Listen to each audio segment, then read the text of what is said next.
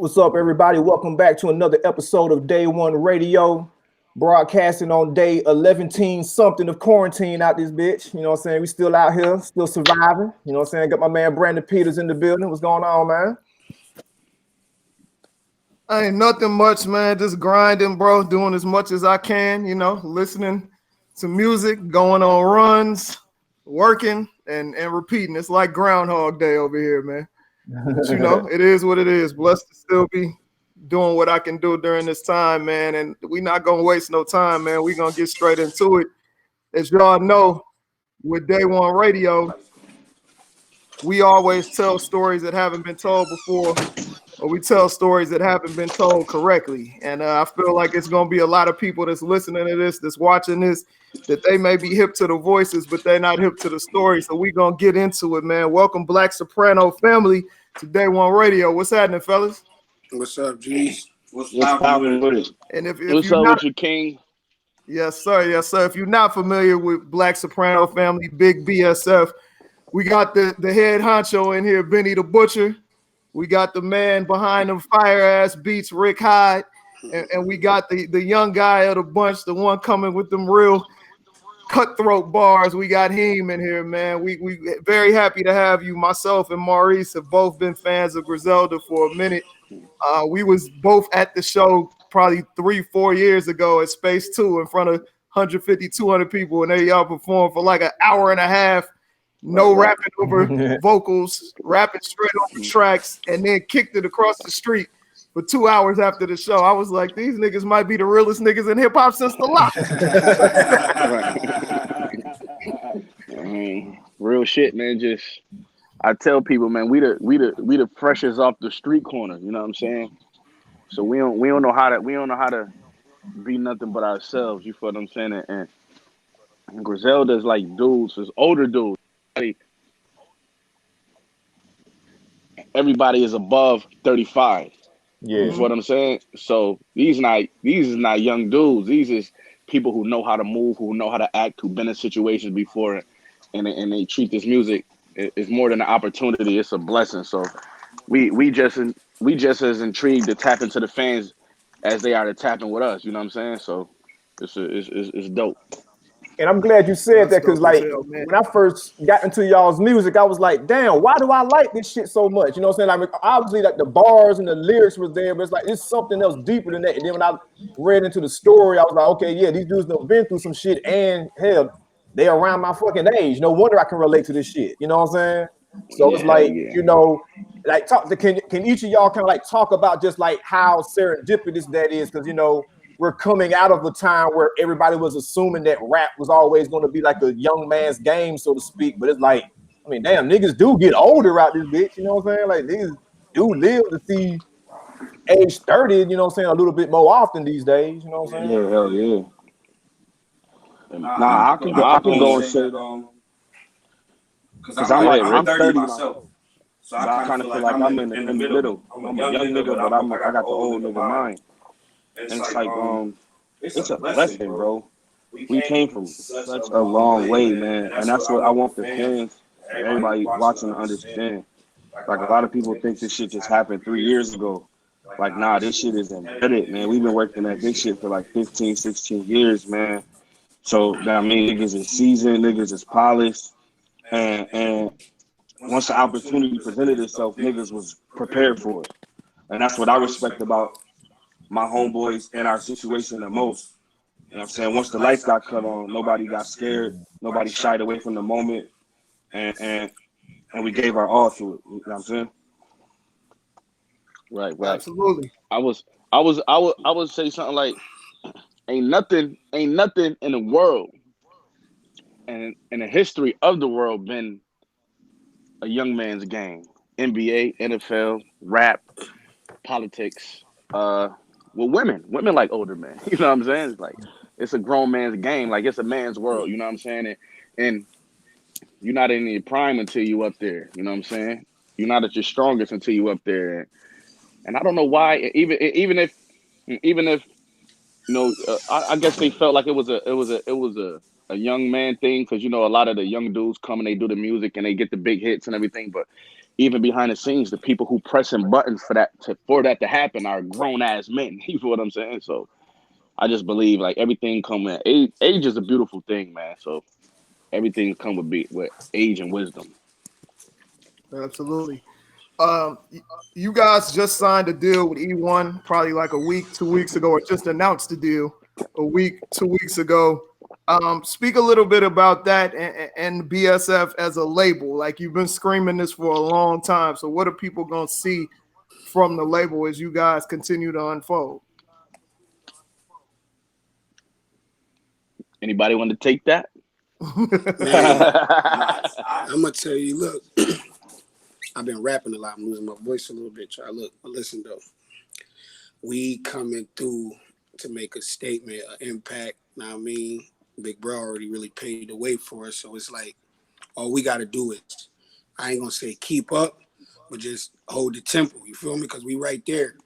I mean, all we gotta do is keep the same work ethic and just go harder, man. It's an experience that none of us really ever. It's something new to him, even though he been rapping and we've been rapping.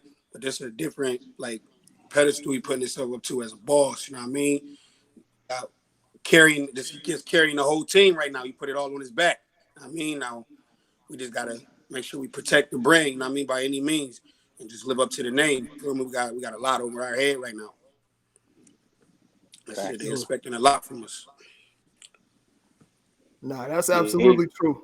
Benny, what have you learned from the Griselda situation and being around all these different bosses that you're bringing to the table with this label, even with you negotiating the deal and how you're going to present these artists over the rest of the year? I learned that it's a formula. It's a way to do things. It's a proper way to do things. It's a technical way to do things. As long as you apply those fundamentals, you're gonna get yours. You know what I'm saying? And I learned a lot from Wes. I learned a lot from DJ Shay. I learned a lot from Royce. I learned a lot from even kicking it with Jim Jones about shit. You know what I'm saying? I learned a lot from that. I learned a lot from Emery Hove. And what I realized is, man, when you got the opportunity to do something, you could do it. Like I know people, I haven't even signed the deal yet. You feel what I'm saying? So I haven't even dropped a major album. So people probably thinking like, damn, how he doing that and he ain't do this yet, or how he doing it backwards. First he gotta, you know what I'm saying? Because I was just watching YouTube and I heard a rapper who went platinum say like he not even established to put his homies on. Like that's where you wrong at. You know what I'm saying? Do it when you got the opportunity. Do it. What the fuck we waiting on? Who made that? Who made that a rule that you gotta wait until such and such day or wait until you do this to make it happen? If you got the opportunity to make it happen in these days and times where the artists and the fans are more control of the music and the process that the music get put out. You know what I'm saying? We control it. You know what I mean? The fans got a high demand for it. So the labels just want to put it out like that. So like we had the opportunity to do it. My niggas standing right there. These are my niggas. I trust these niggas with my life, let alone, you know what I'm saying, to continue to protect the brand and carry the brand on. So it was just, I had the opportunity to do it and I did it. Yeah. It was a mark of honor once upon a time, and to an extent still is, to do a Gangsta Grillz mixtape, man. What was it that made you guys want to link up with Drum to come out the first full thing as official BSF be a Gangsta Grillz tape? All right, boom. This is real exclusive shit. See, when I do these interviews, I don't know how to sugarcoat the question. I don't know how to sugarcoat my answers and twist shit up. It's just real shit. Now, what was Sheen gonna do before we was gonna do? What was Sheen gonna do? Griselda was gonna do a Gangsta Grillz. You feel what I'm saying? And Russ had already sent me beats for it. I had got ready. I had talked to Drama about it, everything. But we was in the process of doing motherfucking what was Sheen gonna do. So we just did what was Sheen gonna do. And then me, you know, I see Conway drop, Lulu, Wes was working on Pray for Paris. And I'm thinking like, man, that was a good idea. You know what I'm saying? To do the Gangsta Grillz. You know what I'm saying? So you know what? We signed the deal with eONE, and I'm thinking like, yo, that'd be a perfect way, you know what I'm saying, to grab that idea back out the air. It was already put out there. That'd be a perfect way to present the team. And you know, we fuck with Drama. He fuck with us. You know what I'm saying? When I'm down here, you know, he been down here for a minute in Atlanta. When I came down here, he always opened his studio up to me. I fuck with his artists. I fuck with Jack Harlow. Shout out to my boy. Got crazy beat packs from Don Cannon. So it's already a relationship going on behind the scenes that nobody see. You know what I'm saying? So it was like it made more sense to, man, we gotta present this Black Soprano Family shit with that gangster grills, that drama shit. Like you said, it's the lineage of that is historical. You know what I'm saying? Remember when Beans did it? Lil Wayne, remember the Jeezy joint? So it's like, damn, you know what I mean? Real shit. So it's like, that's where we at with it right now, and it felt good, and it just felt right, and that's the direction I went with it. Okay, well, I'm gonna add, piggybacking off that, I'm gonna ask each of you guys. Let's start with Heem, man. What is your favorite Gangsta Grills tape, other than your own, that's gonna drop soon? What's your favorite Gangsta Grills tape? I want each of y'all to answer that. I mean, I'm gonna come fluent with an answer, and I ain't even gonna think about it because I know it's fucked up because all them boys got good shits. But my number one, DJ Drum Gangsta Grill. Fuck. I'm gonna give you, look, I'm gonna break it down. Jeezy, Can't Bend It In, and Wayne Dedication too. But final decision, I'm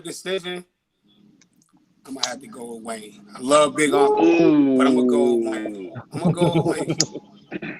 with Wayne. That's a bold statement, Heem. Dedication That's a bold one.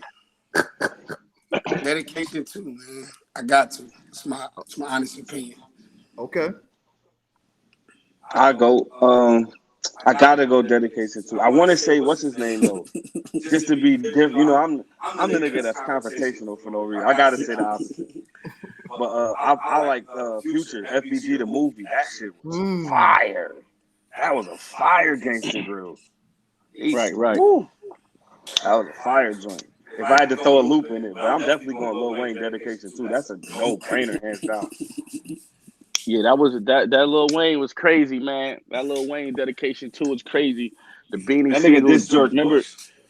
Remember when Beanie Siegel did his though? That was like the first time a nigga who, know what I mean? Yeah. Nigga from the East Coast did it. Yeah, nigga like that. You know what I'm saying? I would have to say though, I'm going with the Snowman. I'm going with Snow. Like when you heard that in Jeezy, like, oh my goodness, that's almost the signature Gangsta Grill sound. When you think of Gangsta Grills, that's kind of, I mean, that's crazy. I mean, I gotta say my boy Snow inspired all those other ones that came after him. You know what I'm saying? So definitely, man, definitely Snow. His tag is that drop that affiliates, nigga. Know what I mean? Drop that. Right. I mean? Right. Absolutely. Now we gotta shout out Drum, man. That's definitely one of the homies, friends of the show. We went to college together and all of that, and he supported us from shit before we was doing this. I think me or Maurice was one of the first people to even write a story on DJ Drama, like ever. So much respect to that dude for sure. Let's take it back, man, in y'all history a little bit, man. All three of you guys being from Buffalo. I know Rick has been down from like day one, but how did the three of you guys meet, and how did y'all start working together on some music shit? I met Rick Hyde. I met Rick Hyde through my boy Mars. You feel what I'm saying? Mars somewhere at the house over there. I met him through him, and Mars was like City Boy's little brother homie. So he was coming around. As he was coming around the studio, he was bringing his friends, and you know Rick Hyde was one of his friends. You know what I'm saying? I remember seeing him a couple times, but when I came home from jail in 2007, he was at the studio all the time. I'm like, this nigga at the studio all the time? He comfortable too. He behind the boards, he touching shit, he recording. I'm like, oh, what the fuck been going on while I left? But I heard him rap. I'm like, oh, he dope. And it's just ever since then, me and bruh, been rolling. And he from the hood, you know what I'm saying? I've been seeing him, been crossing each other's path. Young niggas, like you said, we from the same hood, went to the same grammar school. Not at the same time, I'm a little older, but we from the same hood, you know what I mean? Our hoods is like together, so we knew each other since forever. I was surprised when he told me that. I was surprised when he told me that he rapped. He bought a feature off me. He was like, "Yo, big bro, I mean, I had the feature. Like we tell the story a couple times. I didn't want to take the money and shit, but I think I needed it. But motherfucking, and you know, Duffel Bag Hottie, free Duffel Bag Hottie, and my nigga J Rock. Those, you know what I'm saying, they are related. Those is Heem cousins. You know what I'm saying. And Hottie was my first really Black Soprano Family artist. You know what I'm saying. He locked up right now, so it's a family thing. Everybody been around. You know what I'm saying, been around each other, so. It's organic, man. We really mean family when we say that. It's organic, and we don't feel comfortable if it's anything less. Okay. So, like earlier, all three of y'all was talking about, you know, keeping a certain, you know, brand alive. But I mean, but the fact that you guys are like doing, like this is BSF that y'all are doing. You know, what are some of the things that you're looking forward to doing, you know, differently from what, you know, the typical Griselda fan may expect? Because I mean, you know, each three of y'all are your own individuals. And then it's like, you know, all of y'all are kind of proving that, you know, okay, we can do different ranges of sound with the rap shit. You know what I'm saying? So what are some of the things that y'all are looking forward to, you know, exposing and showing, you know, for people that are like, oh, I just want y'all to do the same Griselda shit that I've been loving for the last, you know what I'm saying, 5 to 10 years anyway. I would say that. Man, you definitely gonna hear. We're gonna work with different producers because Black Soprano Family is not a Griselda Junior. You know what I'm saying? And you can't expect us to be that. But what you can expect, I'm Griselda for the rest of my life. So, and I contributed a lot to the Griselda sound. So you gonna hear that's what you're gonna hear. You're gonna hear me on my end, but Benny, I'm totally different from Rick High. You know what I'm saying? I'm totally different from him. So really, they gonna bring whatever they got. You know what I'm saying? Yo, Benny, we hearing an echo or something. I don't know if you want to turn down something or whatever. You hear echo through my phone? Yeah, but it's not like immediate like Teddy Riley. It's like a 2-3 seconds later we hearing what you're saying. Oh, I don't know. I'm in a quiet room. I don't know. No, I can hear you perfect. Yeah, I can hear him fine. Okay, H just hit me and said he was hearing it. It's all good. We'll figure it out. All right, let me know. No, absolutely. What is the thing that no one has asked y'all about? Because I know everybody's gonna ask you about Buffalo because people can't believe that the hardest shit coming out of New York is coming out of Buffalo. What's the thing that no one has ever asked y'all about Buffalo that you would want to share with the world? It's a funny. That's funny. I don't know. You gotta the music, man. You gotta listen to that music, man. That music, it's stories in that music, man. I mean, you know, the stories in that music, man. Like some questions. What do I want people to know? I think like you said, like he said, like if you listen to the music, I think everything is there. But what do I be wanting people to know? I feel like the biggest thing was people was thinking that Buffalo was like that nothing happened in Buffalo. I think if they understand Griselda, I could think I feel like they understand like that's a wash. There's a lot of shit going on there. But I don't know, man. I feel like people who the close fans, I feel like they know. A lot of the outside fans, they don't know. You know what I'm saying? But just listen to the music, you will learn quickly what the fuck is going on about Buffalo. I know I learned a goddamn lot. Absolutely.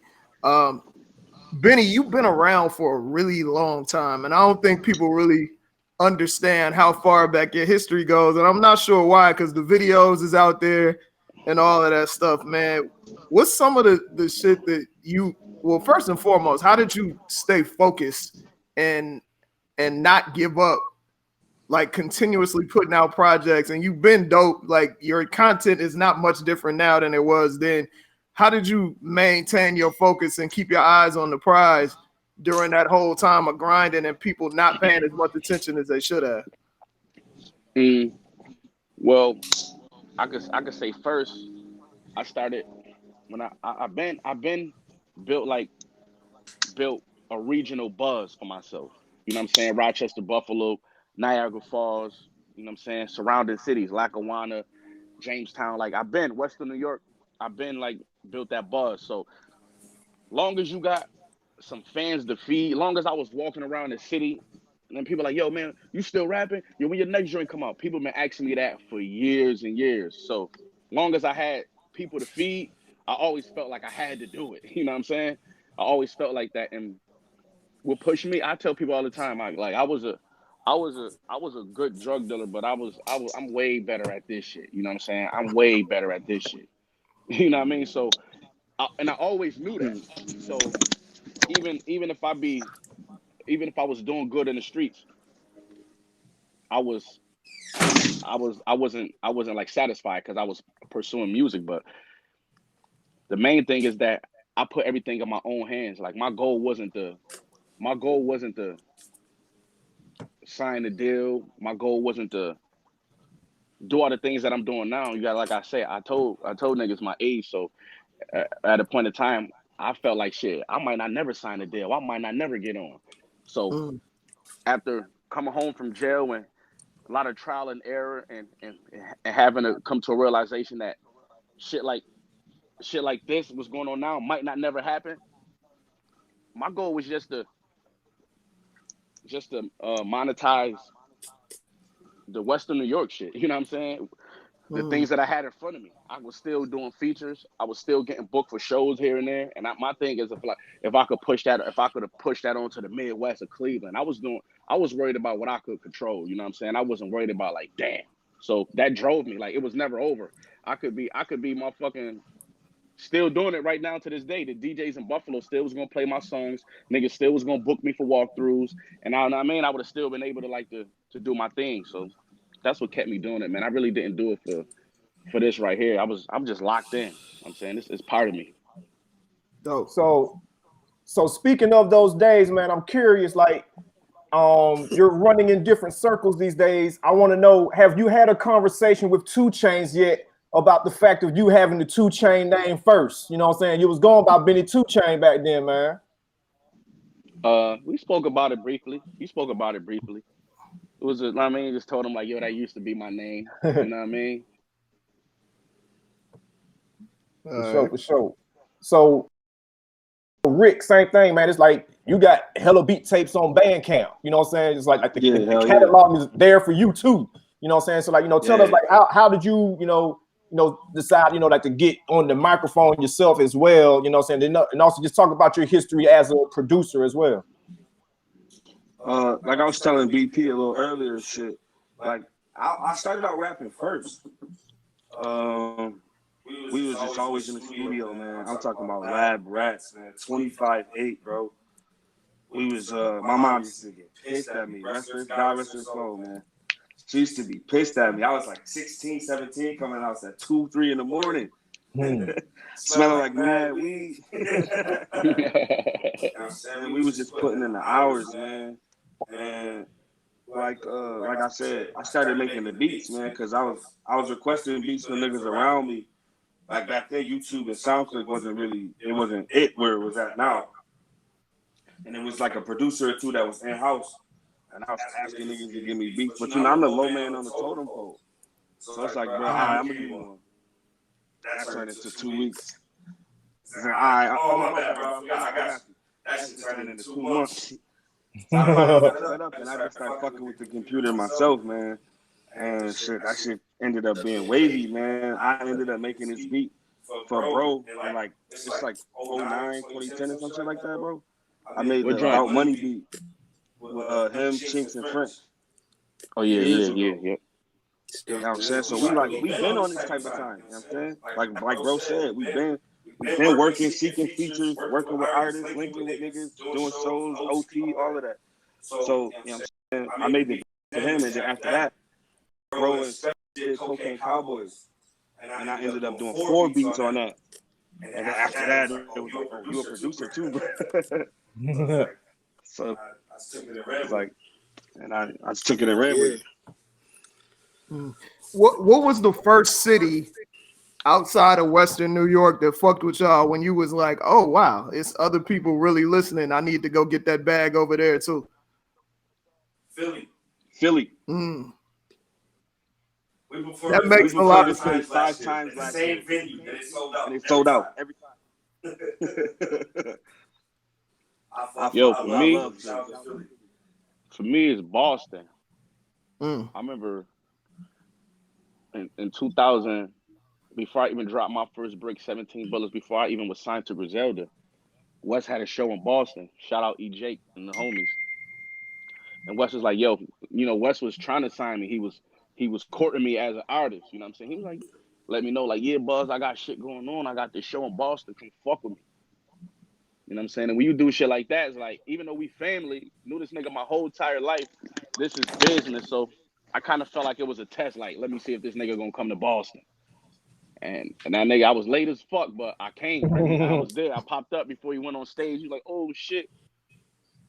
Man, these fucking people in Boston knew every fucking record. Now, mind you, this is 2016.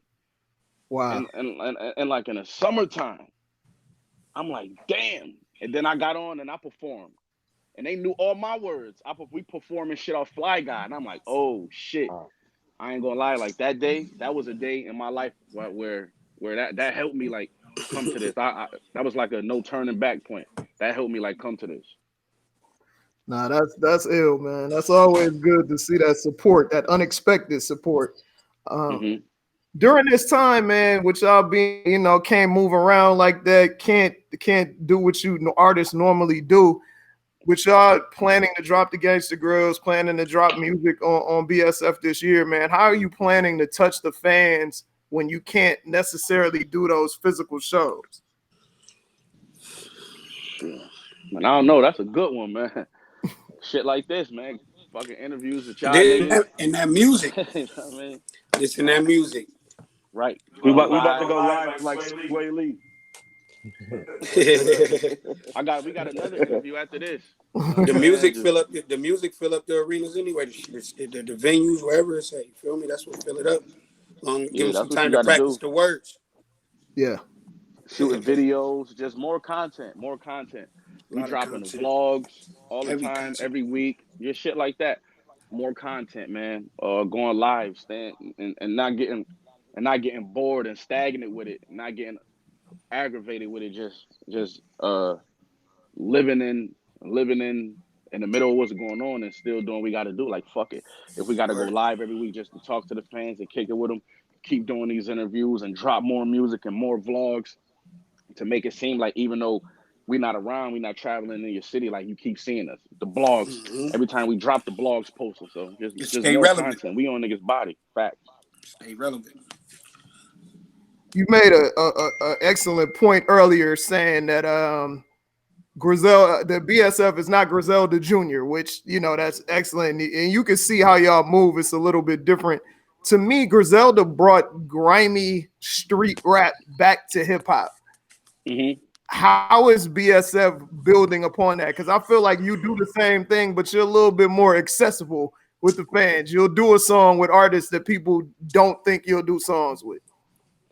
Because this is my take on it. Man, when you in this entertainment industry, man, the lines is so blurred, and I'm not like a cult leader. I don't gotta just do one type of music. You know what I'm saying? Like, I fuck with different artists, and the fans be like, yo, why you fuck with him? I'm like, cause I do. And y'all do too, really behind closed doors. Y'all be singing that shit too. You know what I'm saying? It's just I'm a fan of music. I like music. I listen to all type of shit. So I'm more acceptable to do other things than some artists who like locked in this shit. I don't feel that you got to do one type of music, but me, I do what I do because I'm good at it. You feel what I'm saying? Yeah. And I'm doing it because I'm going to continue to do what I do because I'm good at it. Not saying that I'm about to run off and do all this and do all that, because that's not what I'm about to do. That's definitely not what I'm about to do. But I will, like, if I be bumping into these niggas. I'm a rapper. Niggas might see niggas hear my name. These young niggas be having all the money in the world, but they big homies introduce them to me like, yo, this is one of the best lyrical niggas. And they like, damn, ain't nobody never introduced me like that. So niggas want to link with niggas. You feel what I'm saying? They want to link like, yo, bro, let's do something. When I'm gonna say like, nah, I don't like your shit. Now I'm linking. What we doing? Hit me. Let's work. You feel what I'm saying? I'm that type of nigga. Gotcha. You know, along those same lines, you know, I want to talk about, you know, like your history with the city of Atlanta. One, I want to know, you know, what brought you to Atlanta when you got down here, and also how you avoided falling into that trap of sounding like an Atlanta nigga. Because a lot of cats move down here for the music, and they be like, I'm from Baltimore. It's like, damn, nigga, you sound like you from Decatur. Like, hey, man, I'm from goddamn New York. Damn, nigga, you sound like you from College Park. You know what I'm saying? So it's like tell us like how you wound up down here, how you avoided falling into that. Man, my family is from Alabama. So my older uncles and cousins, they all my whole family moved to Buffalo in the 70s. You feel what I'm saying? And then back in 20 years later, like in the 90s, the early 90s, my family migrated back to Atlanta. So for a huge part of time, me, my mom, and her children was the only people who was from my family who was living in Buffalo. And then my mom left and took my brothers and sisters. So for like 5-6 years, I was the only person in my family that lived in Buffalo. Like the only person, no brothers, no sisters, my mom, and no cousins. Wes was living down here. You feel what I'm saying? So this is kind of like, you know what I mean? My family got history here. I went to school down here. Machine Gun Black went to school down here. Where at? I went to Salem Middle School, Lithonia High School. Oh shit. Nigga, I went to Widen. Goddamn. You from you out there. Okay. You know what I mean? Motherfucking. So it's like when I came back down here, no, okay, don't get it fucked up. I definitely trap rap before. You know what I mean? It's like, cause it's like culture, man. It's like how you like right now, that's why it's dope, and that's how I know Griselda is real, cause don't you hear how like sometimes these dudes from the South or whatever, they like, yo, Benny, let's get on a song, and then I'm thinking he gonna send me like some trap shit, and he's sending me like some Griselda shit. You know what I mean? And so I'm like, okay, because it's like culture, and that's how New York affected it, how LA affected the culture, Atlanta affected the culture in the same way. So West one nigga who never changed. I couldn't say that. West one nigga who never changed. You know what I mean? But it affected us. But like I said, I had to stick to what I was good at. You know what I mean? And what was had to be true to myself. And this is what I'm good at. So I let those niggas do them, and I do me. And I listen to that music. I like it. But you know, my music, like, it evokes a different kind of emotion. You know what I mean? Absolutely. We all talk about the same shit though. Yeah. You know what I mean? That's real. That's definitely real. Man, y'all had a ton of acts that y'all brought out, damn near all from Buffalo, at the show I went to in Detroit, man. So will we see more cats from BSF aside from you three? Are there more people in the chamber that you'll be introducing over time? Of course. Real soon. We got Jonesy. Jonesy raw as fuck. That dude is dope as shit. Yep, we got Jonesy. We got Flex, Love Boat. We got a whole bunch of artists who I fuck with, who I didn't make nothing official with. Like I said, this family.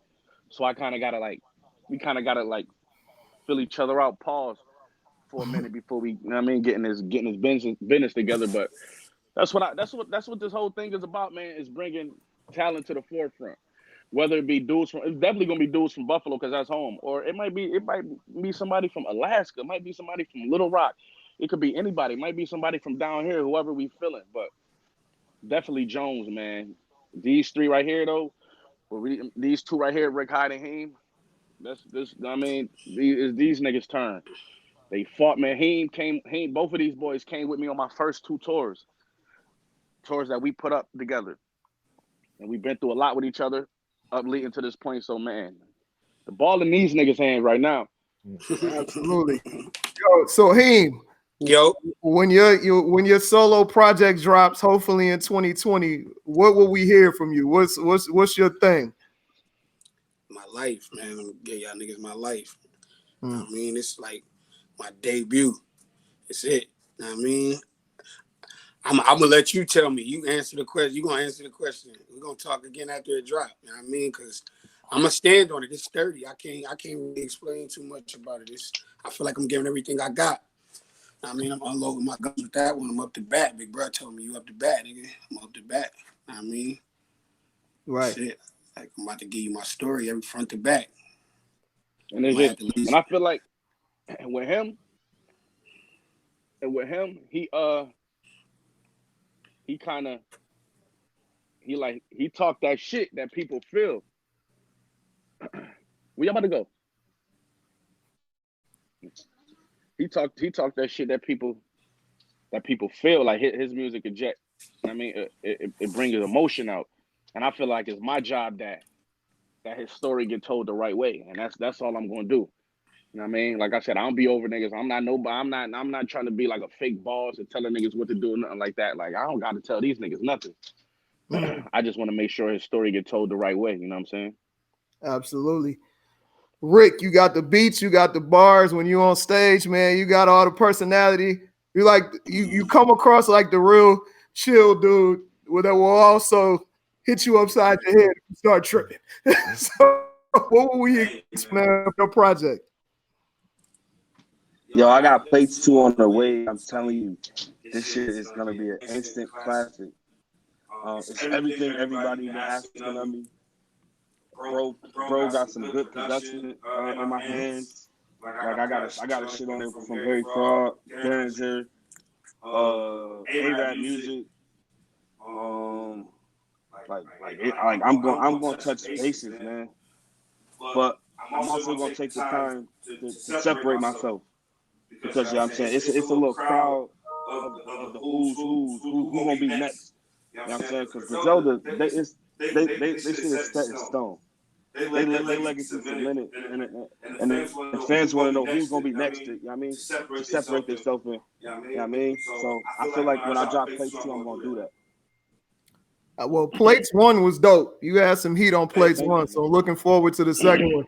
Before we get up out of here, Benny, we cannot leave without you speaking on these 2 albums that you let the cat out of the bag on the other day that you did. One with Hit Boy, who I'm hearing Nas said that Hit Boy gave him his favorite album, so Hit Boy must be in a zone right now. And I'm on that album. Told you, exclusive shit. I'm on that Nas and Hit Boy album too, man.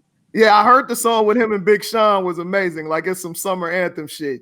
And you did a whole album with Harry Fraud, who is known for just giving us that classic East Coast feel, man. So you gotta cool us in a little bit on what you did with both of those gentlemen.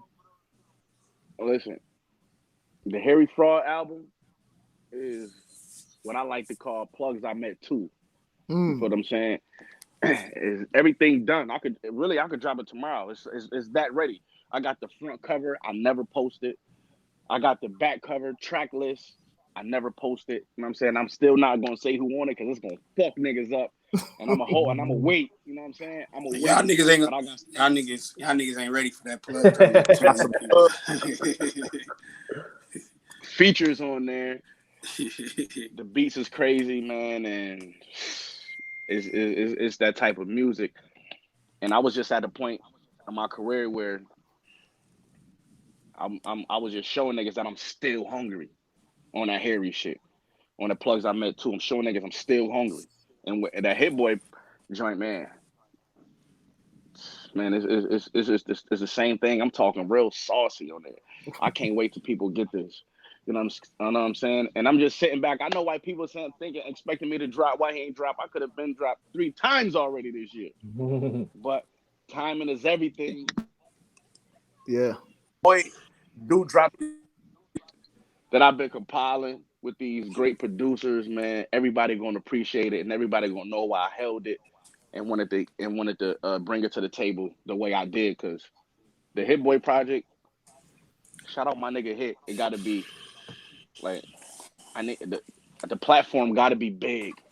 The platform gotta be big. The songs are so big. You know what I'm saying? I got like good features on there too. Young like, okay. You know what I'm saying? And I'm waiting for a label to clear a check for me. You know what I'm saying? A big one. So Okay. Y'all gonna hear more. Like I said, I'm giving y'all exclusives. Y'all gonna hear more about it. I got something in the works, man.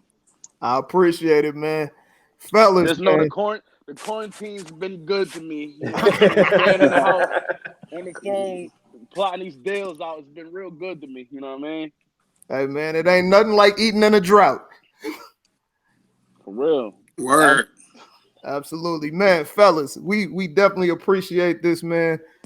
Shout out to y'all people, man. Shout out to everybody. Make sure that y'all follow these brothers. Make sure you go stream that The Mob over and over and over and over again, man. And over and over and over. Yes. I'm happy that what the haters call real hip hop and the rest of us call just some real dope ass music is present and back in the game, man. We appreciate y'all. Make sure you follow these gentlemen on all your social media. Make sure you follow us on Day1Radio, and we'll see you next week with another dope show. Peace. Go on. Peace.